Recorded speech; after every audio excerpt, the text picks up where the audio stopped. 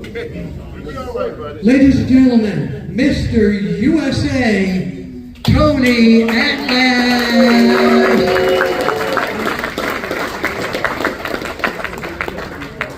Tony. Oh, thank you, man. So you wrestled Hulk Hogan so many times, and I remember us taking that photo of you of lifting Hulk Hogan above his head and putting it on the cover of the magazine. You remember that? Yes. But the thing that I really know about Hulk Hogan, when I first broke into this business, Klondike Bill said, Tony, if you finish this business and you got one friend, count yourself a blessing. Yeah. Hulk Hogan and myself, Tommy Wildfire Rich back there, tried his best. Tommy Wildfire Rich went to Ole Anderson. Me and Tommy, we were champion. Hogan had just started winning. I'm an old man. I was around before Hogan. So Tommy Rich said, hey, Ole, you know, Tony got all them muscles. We just got this big white guy with all them muscles. Why don't you work a program for them? And that big guy, because Tony right now is the biggest guy. I just beat Dennis Conger for the belt, and so we had no big heels. And in the olden days, the heel was always bigger than the baby face. So Tommy said, hey, I think it'd be great, you know, if we start pushing this guy, do something to him. These are the words that Ole Anderson told Tommy Wildfire Rich. This guy will never draw a penny in this business. See, we never draw any money in this business. Then he left, went to Minneapolis, we came up to New York. I was going to wrestle Hogan in Madison Square Garden. Vince Sr.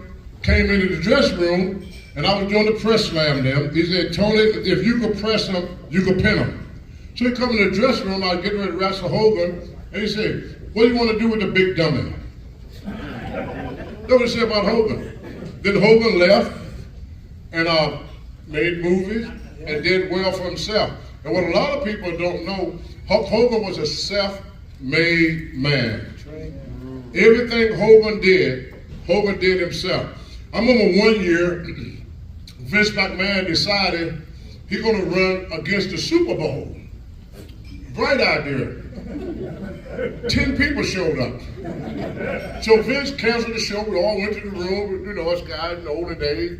Johnny remember, Trish don't, she's a young'un. But Johnny remember the day. We go back to the room, we go to a party. We got a case of beer, you know, get some cold cuts. And no, we didn't have no smoke. No. I did, but somebody I did. Me and Tommy did, you know. Hey, hello. Yeah. But anyway, we go back to the room, we go party. We're gonna watch the Super Bowl. There, the Super Bowl come on, and Vince hit the roof. Because there go Hogan painting a picture, a White Guard commercial. Or something, doing a picture out by the she sale, and Vince said, I tried my best to get on the Super Bowl. It cost a lot of money. He couldn't even buy his way on the Super Bowl, and there was Hogan.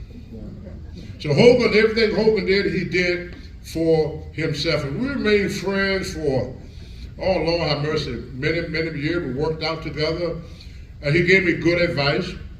Me being hard-headed, my mom said, a hard head make a soft behind. Yes, ma'am. My butt is softer than anybody in here. Yes, sir. Because I went to the school of hard knocks.